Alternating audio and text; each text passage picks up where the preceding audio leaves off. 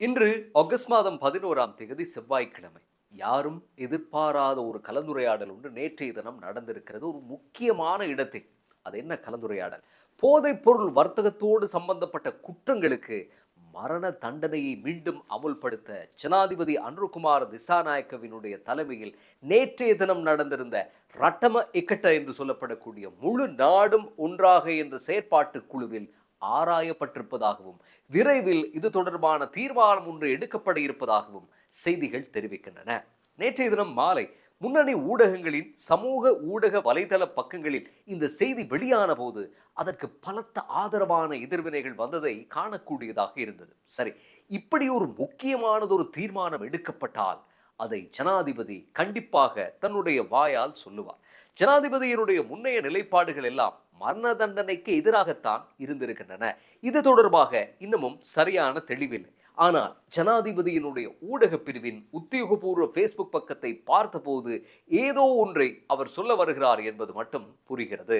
போதைப்பொருள் வர்த்தகம் மூலம் ஈட்டப்படும் எல்லையற்ற செல்வமும் அதுபோல நச்சு போதைப் பொருட்கள் ஏற்படுத்தக்கூடிய குற்ற சூழலும் தேசத்தினுடைய பொருளாதாரத்துக்கும் சுற்றுலாத்துறைக்கும் சமூக ஒழுக்க நெறி கட்டமைப்புக்கும் பாரிய அச்சுறுத்தலாக மாறியிருப்பதாக ஜனாதிபதியின் பேஸ்புக் தளத்தில் குறிப்பிடப்பட்டிருக்கிறது. போதைப்பொருள் வர்த்தகம் மற்றும் குற்றங்கள் தொடர்பில் அஞ்சி வாழும் ஒரு சமூகத்தை உருவாக்குவதற்காக கடுமையான சட்டங்களை பிரயோகிப்பது தொடர்பாக ஆராயப்பட்டதாக அதில் மேலும் தெரிவிக்கப்பட்டிருந்தது. மரண தண்டனைக்கு மேல் கடுமையான சட்டம் ஒன்றை அமுல்படுத்த முடியாது. இலங்கையில் 1976ஆம் ஆண்டுக்கு பிறகு யாருக்கும் மரண தண்டனை நிறைவேற்றப்படவில்லை. மரண தண்டனை தீர்ப்புகள் வேண்டுமென்றால் சரமாரியாக வழங்கப்படும். போதுமான புலனாய்வு தகவல்களை பெற்றிருந்தும் ஈஸ்டர் குண்டு தாக்குதல்களை நிறுத்த தவறியமைக்காக முன்னாள் போலீஸ் மா அதிபர் பூஜித ஜெயசுந்தரவுக்கும் முன்னாள் பாதுகாப்பு செயலாளர் ஹேமஸ்ரீ பெர்னாண்டோவுக்கும் மரண தண்டனை தான் வழங்கப்பட்டிருந்தது. அவர்கள் இருவரும் உச்ச நீதிமன்றத்தில் மேன்முறையீடு செய்து அங்கேயும் மரண தண்டனை தான் தீர்வு என்று சொல்லப்பட்டாலும் ஒருபோதும் அவர்களை தூக்கிலிடப் போவதில்லை. காரணம், மரண தண்டனை இலங்கையில் பெயரளவில் தான் இருக்கிறது. பல்வேறு குற்ற பின்னணிகளுடன் சம்பந்தப்பட்ட மரண தண்டனை கைதிகள் ஆயுள் தண்டனையை அனுபவித்துக் கொண்டிருக்கிறார்கள். ஆக கடைசி மரண தண்டனை கைதி தூக்கிலிடப்பட்டு சரியாக 50 ஆண்டுகளாகும் போது மீண்டும் மரண தண்டனையை கொண்டு வரும் அளவுக்கு ஜனாதிபதி தலைமையில் ஆராயப்படுகிறது என்றால் நிலைமையினுடைய விபரீதத்தை குறைத்து மதிப்பிடவே முடியாது.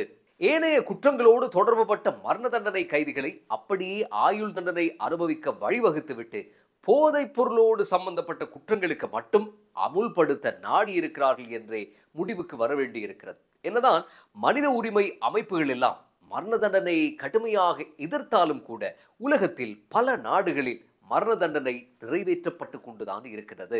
இதில் அமெரிக்கா, சீனா, சிங்கப்பூர் அதோடு வளர்ச்சியடைந்த நாடுகளும் கூட உள்ளடக்கம். இதே நேரம் உலகத்தில் மொத்தமாக ஒரு 36 நாடுகளில் போதைப் பொருளோடு சம்பந்தப்பட்ட குற்றங்களுக்கு மரண தண்டனை தீர்ப்பு வழங்கப்படுகிறது என்பதற்காக அந்த 36இல் எல்லா நாடுகளிலும் மரண தண்டனை அமுல்படுத்தப்படுவதில்லை. கடந்த 2025ஆம் ஆண்டு மட்டும் போதைப் பொருள் குற்றங்களுக்கு 1212 பேருக்கு மரண தண்டனை நிறைவேற்றப்பட்டிருப்பதாக HRI என்று சொல்லப்படக்கூடிய ஹார்ம் ரிடக்ஷன் இன்டர்நேஷனல் தெரிவித்திருக்கிறது. 2026 ஜூன் 22ஆம் தேதி வரையான அந்த காலப்பகுதியில் சவுதியில் போதைப் பொருள் குற்றங்களுக்கு 61 பேர் மரண தண்டனை பெற்றிருப்பதாகவும் அவர்களில் 39 பேர் வெளிநாட்டவர்கள் என்றும் தெரிவிக்கிறது ஆம்னஸ்டி இன்டர்நேஷனல். சிங்கப்பூர் நிலவரம் தான் எல்லாவற்றையும் விட பயங்கரம். சிங்கப்பூரில் 15 கிராம் ஹெரோயின் கடத்தலுக்கும் மரண தண்டனை வழங்கப்படுகிறது. இந்த சட்டத்தின்படி இலங்கையில் மரண தண்டனை நிறைவேற்ற தொடங்கினால் அவ்வளவுதான் கதை. நிறைய நபர்கள் நிரந்தரமாக 6 அடி ஆழத்துக்குள் போய்விடுவார்கள். சிறைச்சாலைகளிலும் கூட நெருக்குவாரங்கள் இருக்காது. போதைப்பொருள் பாவனை என்பது ஒரு தலைமுறையை முற்றாக நாசம் செய்துவிடக்கூடிய ஒன்று. போதைப்பொருள் பாவனையால் ஏகப்பட்ட குடும்பங்கள் இன்று தெருவில் நிற்கின்றன. சமூகத்துக்கும் நாட்டுக்கும் அர்ப்பணிப்போடு சேவை செய்ய வேண்டிய ஏராளமான இளைஞர்கள் தமது எதிர்காலத்தை தொலைத்த நிலையில் புனர்வாழ்வு மையங்களிலும் அதுபோல சிறைகளிலும் காலத்தை கடத்தி கொண்டிருக்கிறார்கள். வெறும் 1 மில்லிகிராம் போதைப் பொருளானது ஒரு மனிதனுடைய செயற்பாடுகளை தலைகீழாக மாற்றுவதற்கு போதுமானதாக இருக்கும்போது பல 100 டொன் எடையுடைய போதைப் பொருட்கள் கடல் வழியாக எமது நாட்டுக்கு கொண்டு வரப்பட்டு கொண்டிருந்த போது கடந்த காலங்களில் பிடிப்பட்ட செய்திகளை எல்லாம் நாம் படித்திருக்கிறோம். ஹெலிகாப்டர்கள், விசேட படகுகள் மூலம் கடற்படை முழுவதும் உஷாராகி தொடர் தேடுதல்களை நடத்தி எத்தனையோ ஆசாமிகளை கைது செய்து போதைப் பொருட்களை கைப்பற்றினாலும் கூட நாட்டுக்குள் போதைப் பொருள் வருவது நின்றதாக தெரியவில்லை. போதைப் பொருள் முற்றாக ஒழிவதற்கு பதிலாக கணிசமாக மட்டுப்படுத்தப்பட்டிருக்கிறது. கடந்த ஒரு மாதத்தில் 5 சிறைச்சாலைகளில் நடந்த கலவரங்களுக்கு என்னதான் காரணங்களை அட்டுக்கினாலும் இதன் ஆதார காரணம் போதைப் பொருள்தான். இந்த கலவரங்களால் மொத்தமாக 255 மில்லியன் ரூபாய் பெறுமதியான அரசு சொத்துக்கள் கபளீகரம் செய்யப்பட்டிருக்கின்றன. இந்த நாட்டுக்கு போதைப் பொருட்களை கொண்டு வரக்கூடிய உண்மையான திமிங்கலங்கள் இன்னமும் கைதாகவே இல்லை. இந்த நாட்டுக்கு போதைப் பொருட்களை கடத்தக்கூடிய பிரதான நபர்கள் 5 பேர் இருப்பதாகவும் அவர்கள் பல்வேறு நாடுகளில் வதிவிட உரிமை பெற்றிருப்பதாகவும் பிரதி போலீஸ் மா அதிபர் ஒருவர் தொலைக்காட்சி அலைவரிசை ஒன்றுக்கு அண்மையில் நேர்காணல் ஒன்றை வழங்கியிருந்த போது தெரிவித்திருந்தார். அப்படியென்றால் நாம் இங்கே கைது செய்வதும் சிறைப்படுத்துவதும் இடைத்தரகர்களையும் விளிம்பு நிலை மக்களையும் தான் என்று புரிந்து கொள்ள வேண்டியிருக்கிறது. காதிலர் மெல்கம் ரஞ்சித் மரண தண்டனைக்கு எதிர்ப்பு தெரிவித்திருக்கிறார். உயிர்த்த ஞாயிறு தாக்குதலுக்கு நீதி வேண்டும் என்று சொல்லும் அவர் மரண தண்டனையை ஏற்க முடியாது என்கிறார். அதாவது பூஜித்த ஜெயசுந்தரவுக்கும் ஹேமஸ்ரீ பெர்னாண்டோவுக்கும் தண்டனை வழங்கப்பட வேண்டும் என்பதில் உறுதியாக இருக்கும் அவர் மரண தண்டனை தேவையில்லை என்கிறார். அப்படி என்றால் போதைப் பொருள் குற்றத்துக்கும் காதினல் அபிப்பிராயம் இதுதானா என்று தெரியவில்லை. ஈஸ்டர் குண்டு தாக்குதல் நடந்தபோது மரணம் ஒரே தடவையில் நடந்தது. 269 பேர் துடிதுடித்து பலியானார்கள். ஆனால் போதை என்பது பல ஆயிரம் பேரை கொன்றொழிக்கக்கூடிய ஒரு விஷம். விளைவுகளோட சைஸ் எப்போதும் எக்ஸ்ட்ரா லார்ஜ் தான் என்று சொல்ல வேண்டியிருக்கிறது.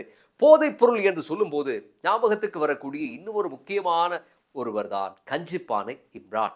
கஞ்சிப்பானை இம்ரானுக்கு வலை விரித்திருந்தார் ஏஎஸ்பி ரொஹான் ஒலுகல. கஞ்சிப்பானையை அவர் தட்டி தூக்க தன்னுடைய வழக்கமான ரகசிய போர்முலாவில் அவர் சென்றது போலீஸ் திணைக்களத்தில் இருந்த யாரோ ஒரு கருப்பாடு மூலம் வெளியே கசிந்து இருக்க வேண்டும். கடைசியில் கஞ்சிப்பானையினுடைய வழக்கரம் போல கஞ்சிப்பானையினுடைய சொத்து விவரங்களை கவனித்துக் கொண்டிருந்த ரத்மலான சைமா உட்பட 3 நேற்றைய தினம் நாட்டுக்கு கொண்டு வர முடிந்தது. கஞ்சிப்பானை தப்பிவிட்டார். பாருங்கள், போதை நெட்வொர்க்கினுடைய பலத்தை, அது எவ்வளவு பலமானது என்று சிந்தித்து பாருங்கள். கஞ்சிப்பானை இம்ரான் போன்ற பாதாள மாஃபியாவும் ஒரு இடைத்தரகர் கும்பல் தான். அவர்களுக்கு மேலே பிரமாண்டமாக விரிந்து நிற்கிறது சாம்ராஜ்யம்.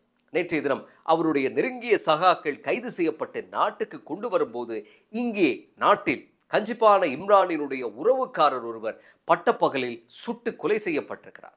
சரி, போதைப்பொருள் குற்றங்களுக்கு மரண தண்டனையை கொண்டு வருவது நல்லதொரு தீர்மானமாக இருந்தாலும் மரண தண்டனை என்பது மீள திருத்தி எழுத முடியாத ஒன்று. கொடுத்தால் கொடுத்ததுதான். உச்சநீதிமன்றத்தில் தீர்ப்பு வழங்கப்பட்ட பிறகு இங்குமே முறையீடு செய்ய முடியாது. ஒரு உயிர் போய்விடும். இனிய சலவை தோல்ல 1 கிலோல கழுவுற உடுப்புகளை கழுவலாம். விலை போல தெரிஞ்சதுக்கு விலை இல்ல. இப்போது 150 ரூபாவுக்கு விம் லிக்விட் 200 மில்லிலிட்டர். சந்தர்ப்பவசத்தால் நிரபராதிகள் பாதிக்கப்படாமல் தண்டனையை நிறைவேற்ற முடியுமாக இருந்தால் தாராளமாக வழங்க வேண்டும்.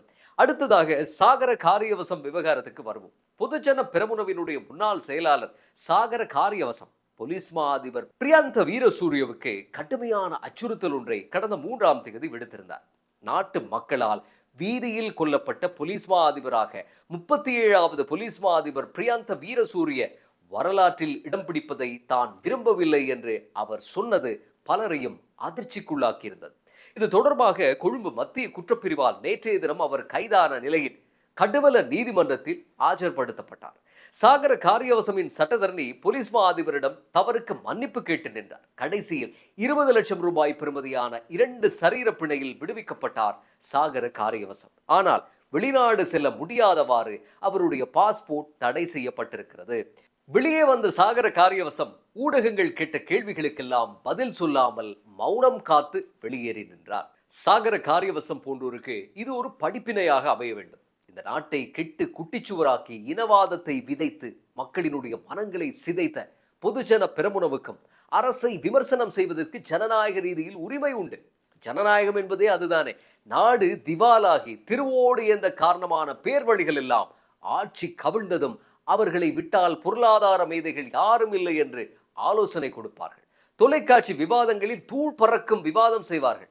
பார்க்க தமாசாக இருக்கும். ஆனால் ஜனநாயகத்தின் பெயரால் இவற்றை எல்லாம் அரசு சகித்துத்தான் ஆக வேண்டும். ஆனால் அதற்காக நாட்டினுடைய தேசிய பாதுகாப்புக்கு அச்சுறுத்தலாக கூடிய வண்ணம் கருத்துக்களை தெரிவிப்பது, சிறுபான்மை இனம் ஒன்றுக்கு எதிராக இன ரீதியாக வசைபாடுவது, அல்லது அரசு படை வீரர்களை புலி டயஸ்போராக்களுடன் சேர்ந்து வேட்டையாடுகிறது போன்ற கட்டுக்கதைகளை பரப்புவதை அனுமதிக்க முடியாது. அவற்றை இரும்பு கரம் கொண்டு ஒடுக்கும் வேலையை அரசு செய்யத்தான் வேண்டும். 2015ஆம் ஆண்டு நல்லாட்சியை கொண்டு வருவோம் என்று ரணில் சிறிசேன தரப்பு எழுதிய தேர்தல் விஞ்ஞாபனத்தை எடுத்து வாசித்தால் அது உங்களுக்கு விளங்கும். ஊழல் ஒழிப்பு, இனவாதமற்ற தேசம் என்று ஏகப்பட்ட நல்ல விடயங்கள் அதில் இருந்தன. ஆனால் அமுலாக்க முயன்ற போது இனவாத பேய்கள் தலைவிரிகோலமாக நாட்டியமாடின. ஊழலற்ற தேசத்தை கொண்டு வருவோம் என்று சொன்னவர்கள் மத்திய வங்கியை சாப்பிட்டு கைகழுவி கொண்டார்கள். இந்த அரசு ஊழலற்றதாக இருக்கலாம், வெளிப்படை தன்மையுடன் நடந்து கொள்ளும் அரசாக இருக்கலாம். இப்படி ஒரு நிலைமையில் சாகர காரியவசம் போன்ற நபர்கள் கடந்த நல்லாட்சி காலத்தில் செய்தது போல அதே விருப்பு பிரச்சாரத்தை முன்னெடுக்க ஆயத்தமாவார்கள் என்பதில் எந்த சந்தேகமும் இல்லை. பொய் பிரச்சாரங்கள் உற்பத்தியாகும் போது, மிரட்டல் பாணியில் பிரச்சாரங்கள் ஆரம்பிக்கப்படும் போது தேச நலன் கருதி அவர்களை அடக்கி ஒடுக்க வேண்டும், அவர்களை சட்டத்தின் முன் நிறுத்த வேண்டும். இப்போது இந்த நாட்டிலே நிலவக்கூடிய நிம்மதியும் அமைதியும் தான் மக்களுக்கு தேவை என்பதை அரசு உணர்ந்து கொள்ள வேண்டும். மீண்டும் அடுத்த பதிவில் சந்திப்போம்.